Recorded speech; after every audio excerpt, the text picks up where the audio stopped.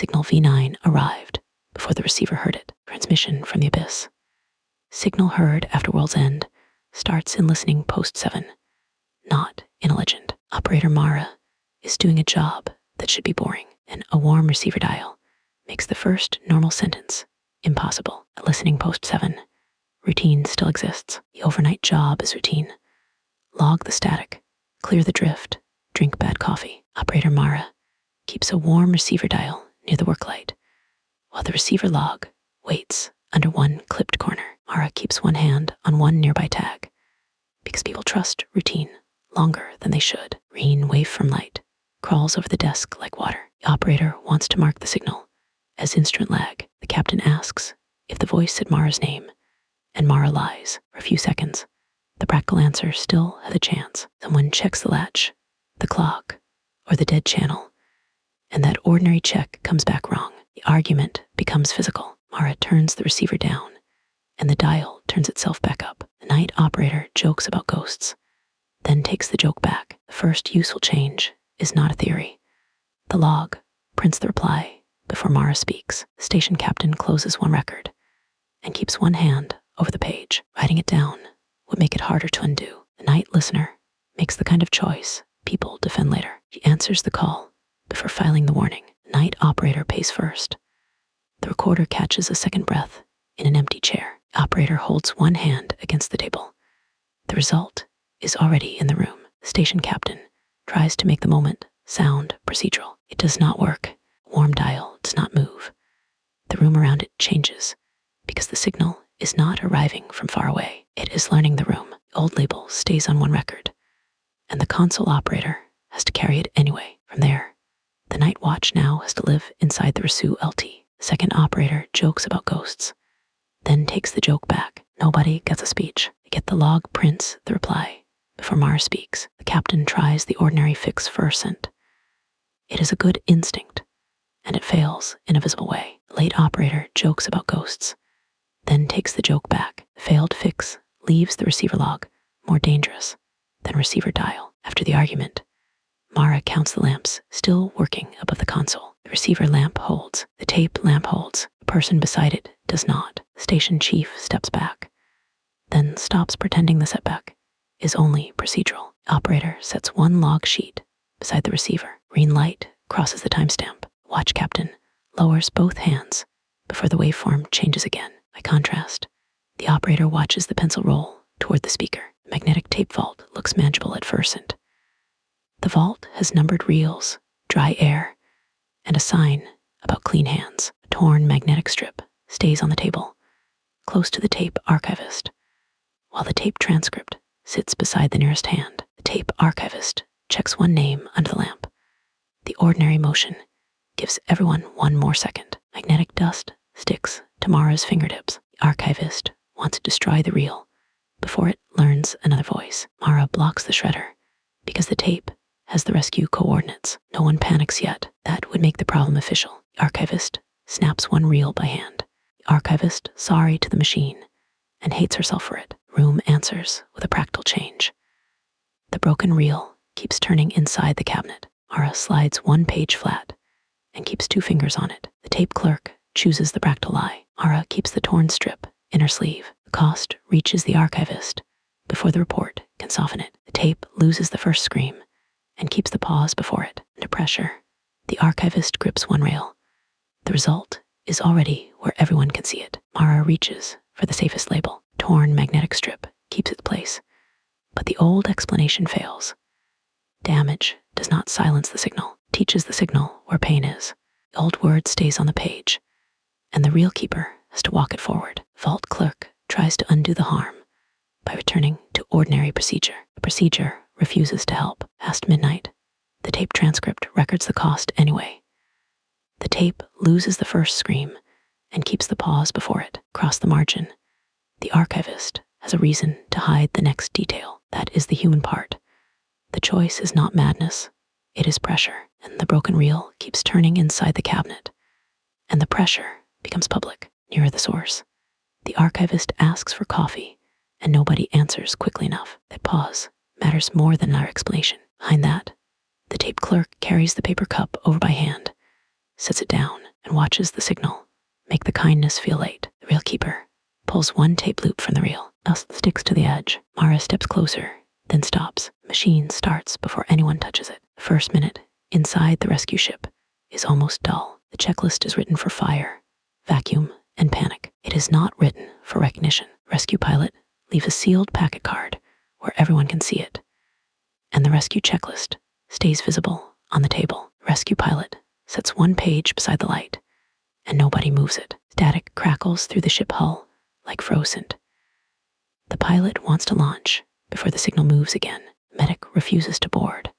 After the beacon speaks from inside the ship, everyone gives the ordinary explanation. One last second, the pilot straps the packet card to the throttle. The medic stays on the gantry with both hands over her mouth. After that, the record has a new shape. The empty seat records a heartbeat. Quietly, the station medic folds one sheet and traps it under one palm. Rescue lead takes the option that can still be explained to a board. He launches with one seat empty. That decision hurts the station medic first, and the rescue path becomes part of the broadcast. The medic sets one cup down without drinking. The result has reached them first. The gantry medic tries to shrink the damage into paperwork. Nobody has to decorate the moment. A sealed packet card now means this. The beacon was not calling for rescue. It was rehearsing the rescue. The old name stays under the clip, but the launch pilot can no longer trust it. The ship medic keeps moving, because stopping would become an answer. After that, the beacon was not calling for rescue. It was rehearsing the rescue. The rescue ship gives them one quiet minute. Someone checks a latch, a switch, a seal, or a timestamp. The check should end the argument. Instead, the rescue path becomes part of the broadcast. The mistake is practical. The empty seat pilot flips the breaker before the tape finishes. The post medic notices, reaches for the switch, and leaves their hand there too long. The medic grips the console with both hands. Static crawls under the switch plate. The pilot cuts one breaker, and the room stays lit. The gantry medic reads the dark panel twice. The antenna field gives them a normal surface to hold on to. The field is all bolts, ladders, red mud, and wind. The antenna report rests where nobody can pretend not to see it, while the relay technician keeps one hand near a cracked antenna fuse. Relay technician counts 3 marks on one tag, then stops trusting the count. Rain hisses on the warm fuse and smells like pennies. The technician wants to cut the field before every dish turns inward. The pilot orders him to keep the signal alive until the ship clears range. The quiet does not feel supernatural. It feels administrative. The technician pulls the cracked fuse with bare fingers. The pilot screams over comms once, and the scream loops under the carrier tone. Proof stops being decorative when every dish turns toward Mara's empty chair. Rescue lead presses one hand over the line. Nobody wants read aloud. Relay tech picks the answer that protects procedure first, and he kills the exterior relay and traps the signal in the station. The result is immediate for the launch pilot. The antenna report points at the room instead of the sky. The empty seat pilot puts one palm on the glass. The result is already behind it. The pilot says the official sentence first, and the evidence is plain enough to hurt. Distance has stopped being part of the problem. The category sits on the paper, while the field technician carries the cost past it. When they leave the antenna field, the route forward is narrower. The dish report is still visible. A cracked antenna fuse is still close, and the rescue lead has paid first.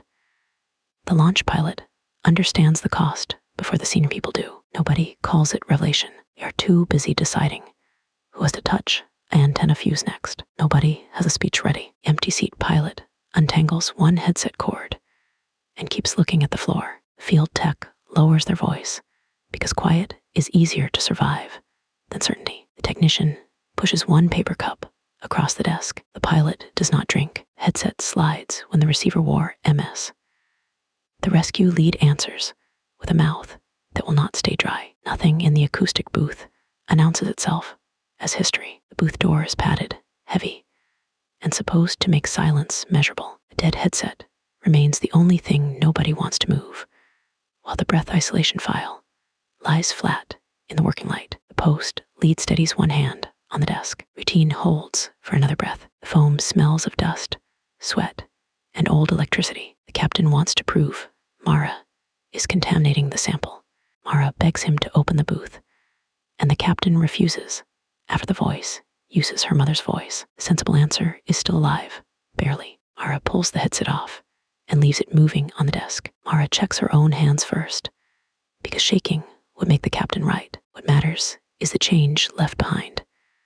The file records a breath from behind the wall. Mara moves one chair back and keeps the page in reach. The station chief does not mean to hurt anyone. The captain keeps recording instead of opening the door. By the time anyone argues motive, Mara is already carrying the cost. The dead channel learns the operator before she answers. Mara watches one light change. The result no longer needs permission. Mara tries to keep the problem inside the form. The dead headset becomes harder to touch after that because the booth does not contain the signal. It gives the signal a mouth. The old label stays under the station captain's hand until the hand moves for ascent. The detail is small enough to miss until someone tries to leave. In the file records a breath from behind the wall. The breath isolation file changes the room's behavior, not just the theory. Watch captain moves from the doorway to the table, and Mara moves back. That small movement tells the truth before anyone says it. For a while, the work becomes ugly and small. Someone labels a reel. Someone checks a fuse. The post lead presses a thumb against the console edge until the skin goes pale. The captain carries the fuse to the relay shelf. Green dust marks her sleeve. Mara orders silence. Mara drops the report on the floor instead. The final listening chair starts with work, not revelation. The final chair is ordinary office furniture, which makes it worse. Night listener works around a cold microphone grill because the final carrier tone remains close enough to read. The console operator keeps one thumb on the form until the paper bends. The microphone grill warms under her palm. Mara wants to stop answering and leave the room ignorant. The channel offers the rescue craft back if she says her name clearly. Nobody wants to be first to name the wrongness. Mara puts one hand over the microphone and one hand on the door latch. He does it because guilt is faster than courage. The event becomes usable evidence when the receiver cuts power.